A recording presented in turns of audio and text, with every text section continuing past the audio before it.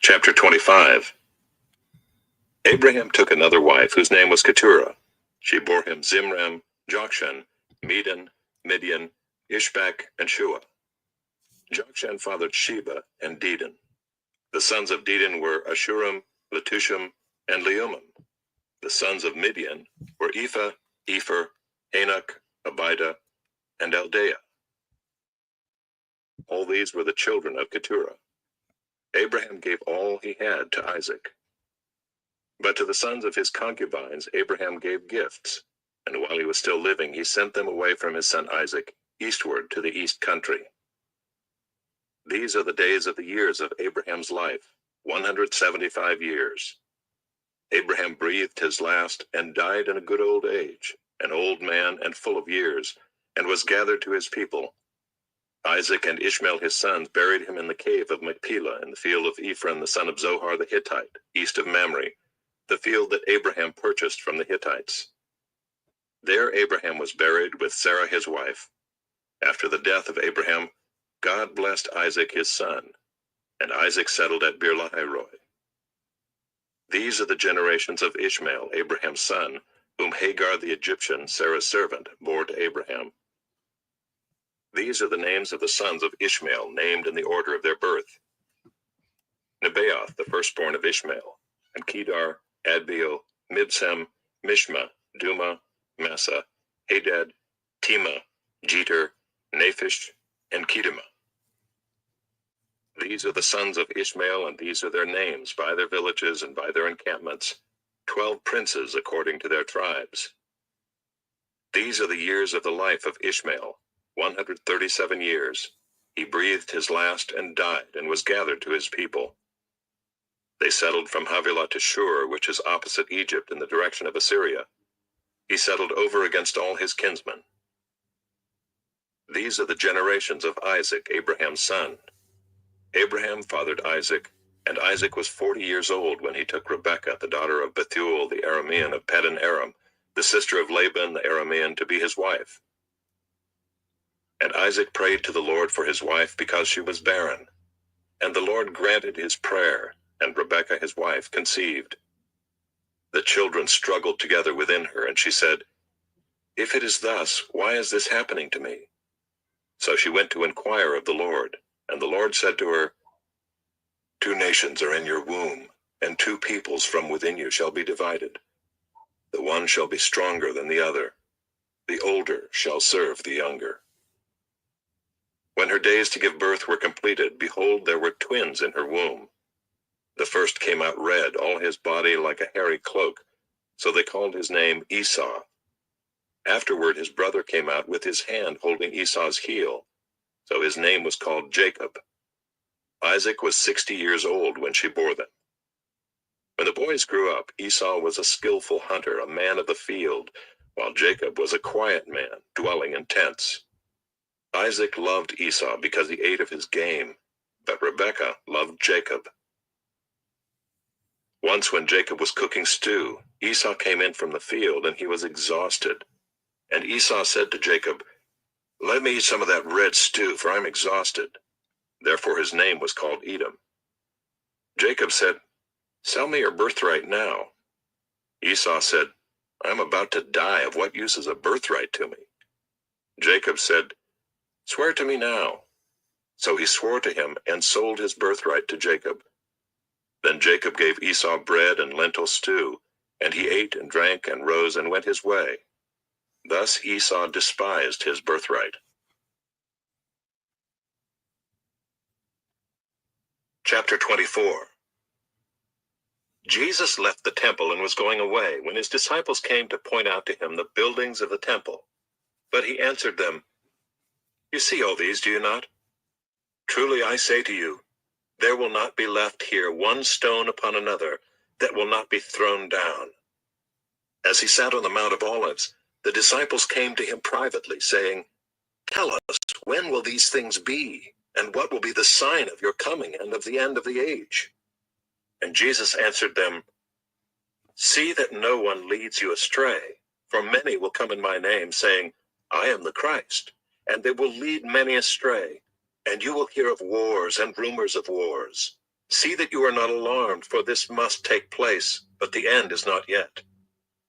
For nation will rise against nation, and kingdom against kingdom, and there will be famines and earthquakes in various places.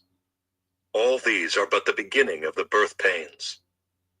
Then they will deliver you up to tribulation and put you to death, and you will be hated by all nations for my name's sake.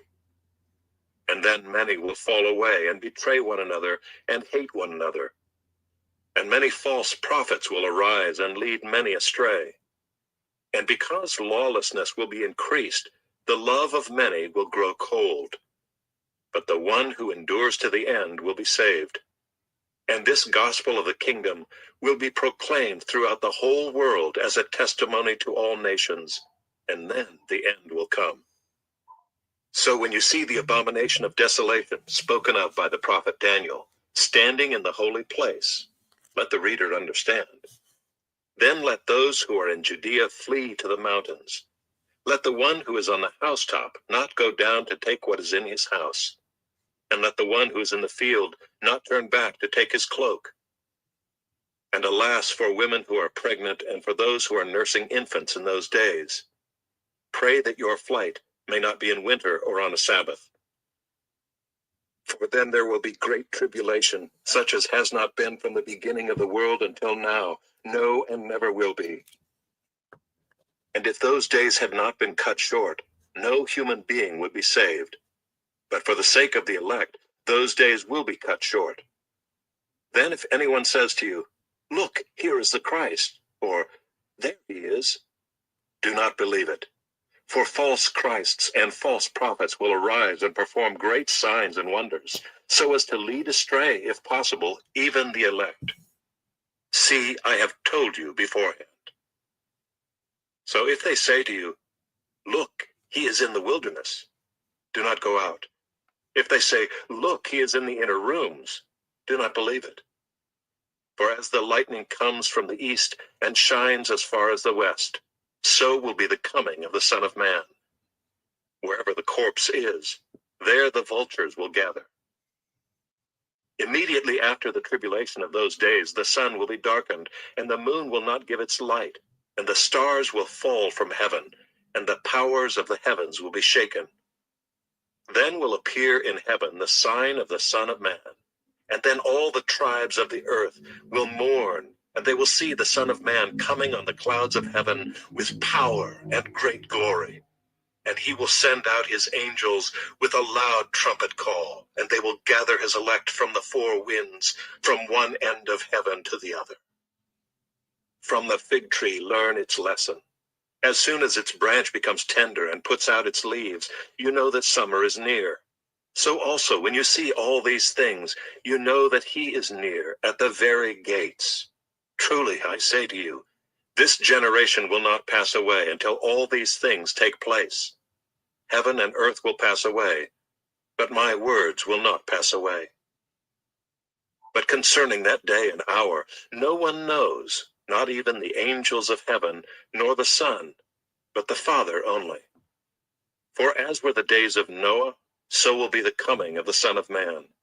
For as in those days before the flood they were eating and drinking, marrying and giving in marriage, until the day when Noah entered the ark, and they were unaware until the flood came and swept them all away, so will be the coming of the Son of Man. Then 2 men will be in the field, one will be taken and one left. 2 women will be grinding at the mill, one will be taken and one left. Therefore stay awake, for you do not know on what day your Lord is coming. But know this, that if the master of the house had known in what part of the night the thief was coming, he would have stayed awake, and would not have let his house be broken into. Therefore you also must be ready, for the Son of Man is coming at an hour you do not expect. Who then is the faithful and wise servant whom his master has set over his household, to give them their food at the proper time? Blessed is that servant whom his master will find so doing when he comes. Truly, I say to you, he will set him over all his possessions. But if that wicked servant says to himself, "My master is delayed," and begins to beat his fellow servants, and eats and drinks with drunkards, The master of that servant will come on a day when he does not expect him, and at an hour he does not know, and will cut him in pieces and put him with the hypocrites. In that place there will be weeping and gnashing of teeth. Esther, chapter 1. Now in the days of Ahasuerus, the Ahasuerus who reigned from India to Ethiopia over 127 provinces, in those days when King Ahasuerus sat on his royal throne in Susa the citadel, in the 3rd year of his reign, he gave a feast for all his officials and servants. The army of Persia and Media and the nobles and governors of the provinces were before him, while he showed the riches of his royal glory and the splendor and pomp of his greatness for many days, 180 days. And when these days were completed, the king gave for all the people present in Susa the citadel, both great and small, a feast lasting for 7 days in the court of the garden of the king's palace. There were white cotton curtains and violet hangings fastened with cords of fine linen and purple to silver rods and marble pillars, and also couches of gold and silver on a mosaic pavement of porphyry, marble, mother of pearl, and precious stones. Drinks were served in golden vessels, vessels of different kinds, and the royal wine was lavished according to the bounty of the king. And drinking was according to this edict: there is no compulsion. For the king had given orders to all the staff of his palace to do as each man desired. Queen Vashti also gave a feast for the women in the palace that belonged to King Ahasuerus.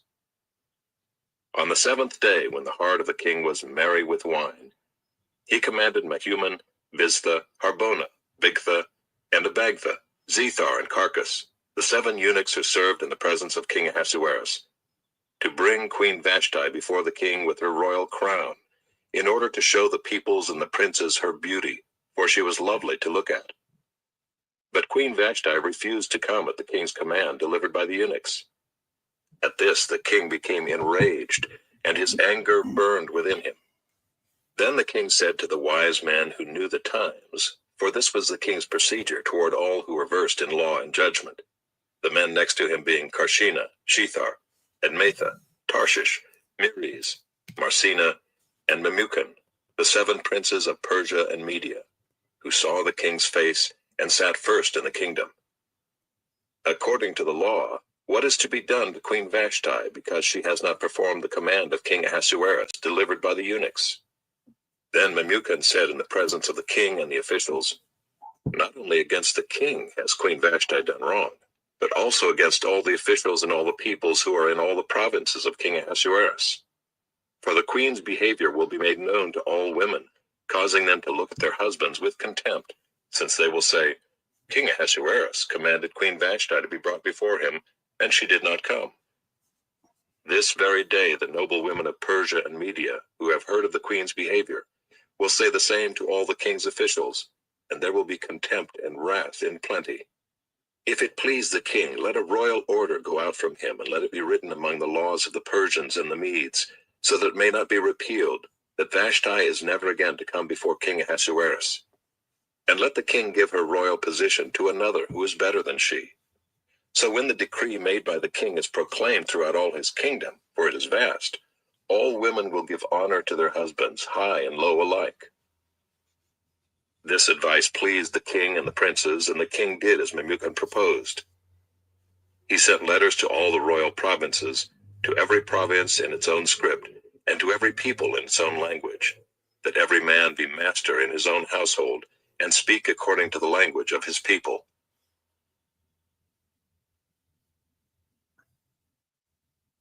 Chapter 24.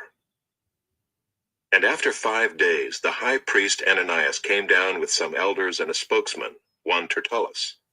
They laid before the governor their case against Paul, and when he had been summoned, Tertullus began to accuse him, saying, Since through you we enjoy much peace, and since by your foresight, most excellent Felix, reforms are being made for this nation in every way and everywhere, we accept this with all gratitude. But to detain you no further, I beg you in your kindness to hear us briefly. For we have found this man a plague, one who stirs up riots among all the Jews throughout the world, and is a ringleader of the sect of the Nazarenes. He even tried to profane the temple, but we seized him. By By examining him yourself, you will be able to find out from him about everything of which we accuse him." The Jews also joined in the charge, affirming that all these things were so. And when the governor had nodded to him to speak, Paul replied, "Knowing that for many years you have been a judge over this nation, I cheerfully make my defense. You can verify that it is not more than 12 days since I went up to worship in Jerusalem, and they did not find me disputing with anyone or stirring up a crowd, either in the temple or in the synagogues or in the city. Neither can they prove to you what they now bring up against me. But this I confess to you, that according to the way, which they call a sect, I worship the God of our fathers, believing everything laid down by the law and written in the prophets, having a hope in God, which these men themselves accept, that there will be a resurrection of both the just and the unjust. So I always take pains to have a clear conscience toward both God and man. Now after several years I came to bring alms to my nation and to present offerings.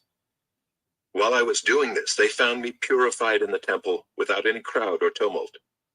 But some Jews from Asia, they ought to be here before you and to make an accusation, should they have anything against me.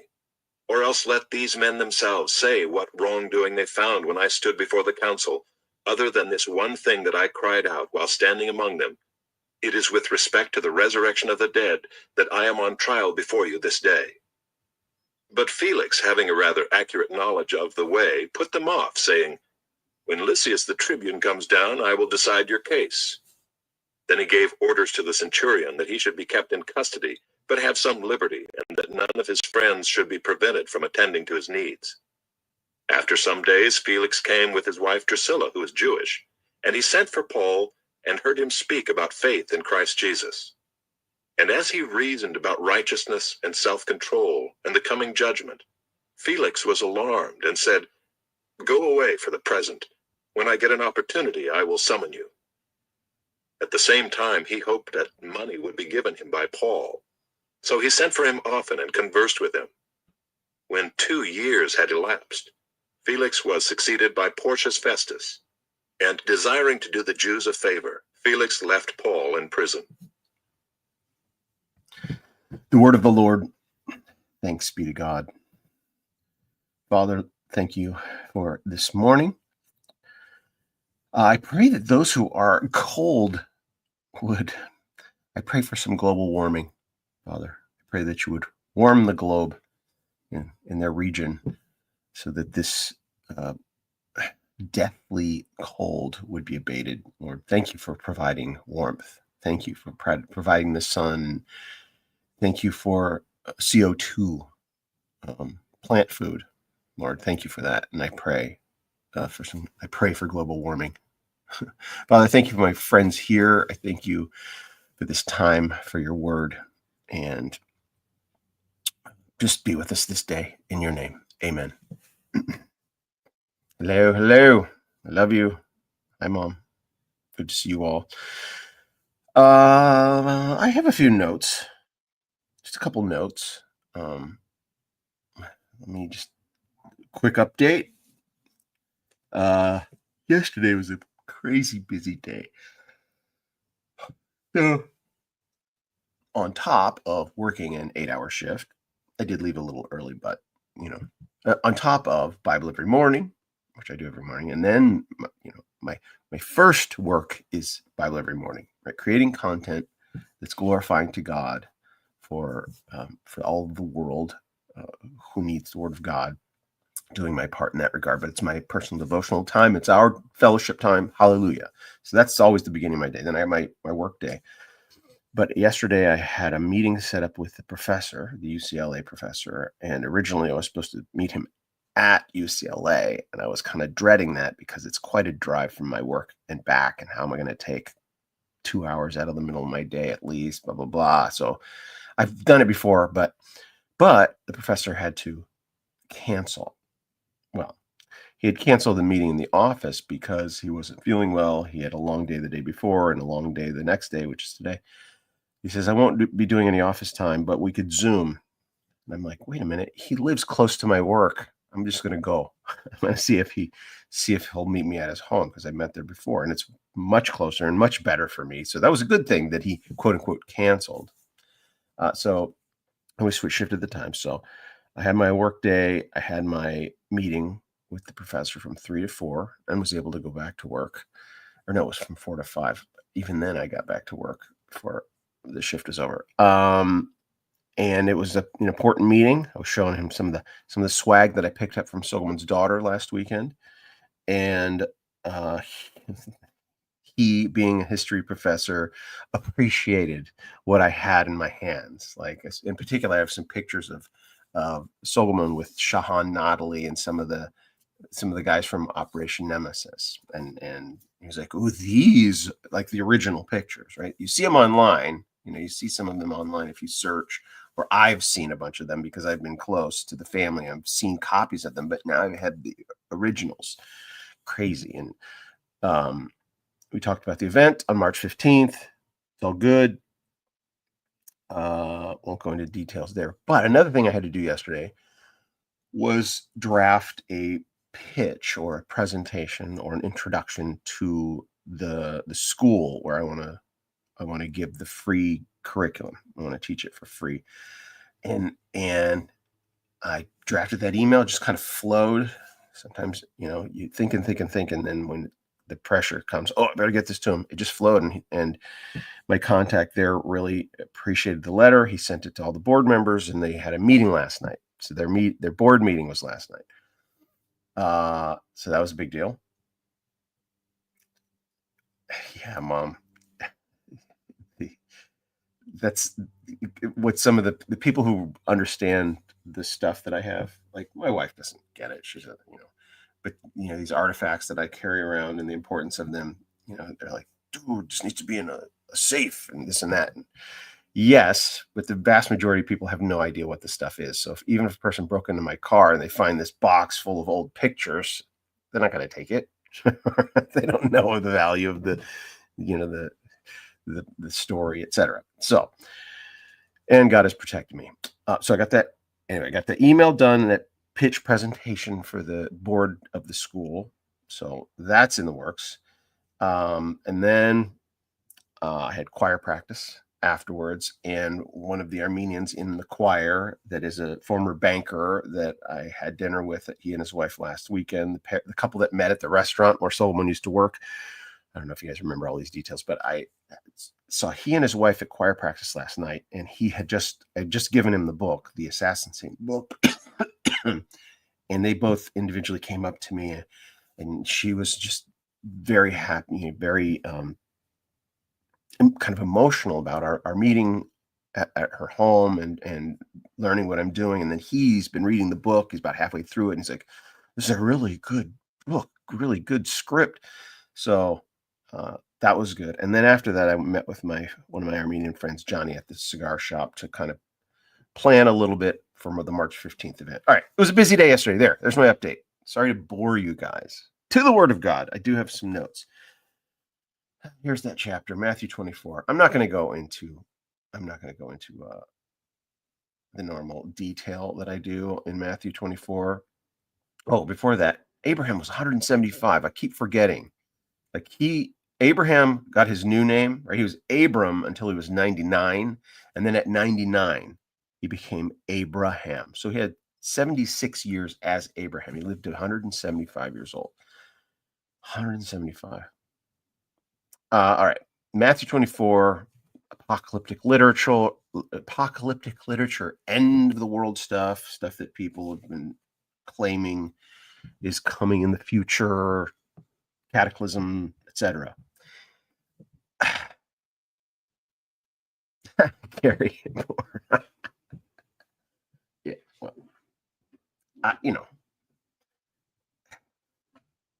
sorry, I was going to say, I know certain people that would be bored, not people in here, but I don't want to cast aspersions on anyone, but it's all interesting to me, and I'm glad it's interesting to you guys. All right, so this Matthew 24, it's about the fall of Jerusalem in 70 AD.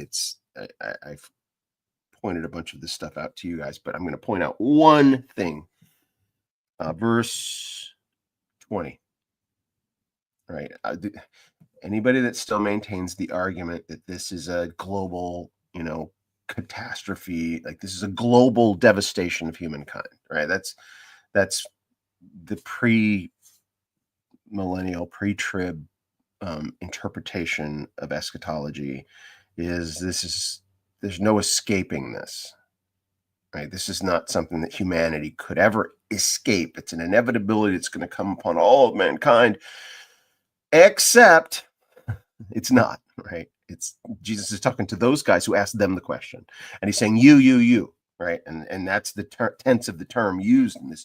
You guys this, you guys that, and it's not this generic you of humankind, right? And in particular, verse 20, he's telling them to pray, telling them to pray that your flight may not be in winter or on a Sabbath. In other words, he's saying you can escape this, but it's going to be a little more difficult if it's in the winter or on a Sabbath because of the rules on the Sabbath or something, right? You can escape.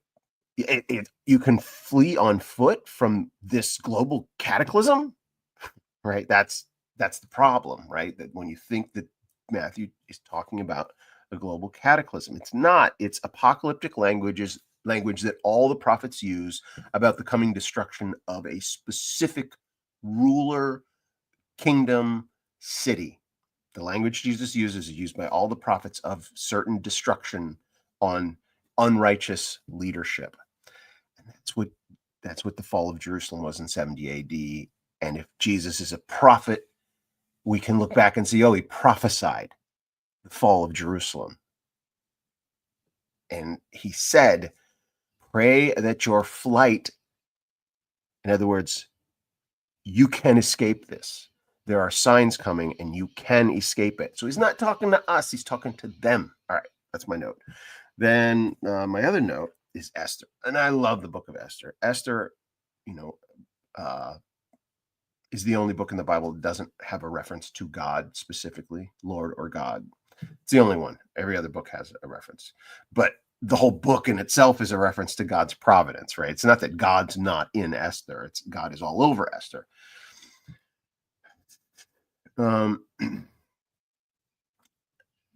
This story has a lot that we could kind of identify with, right? So here's the king. He's a massive king.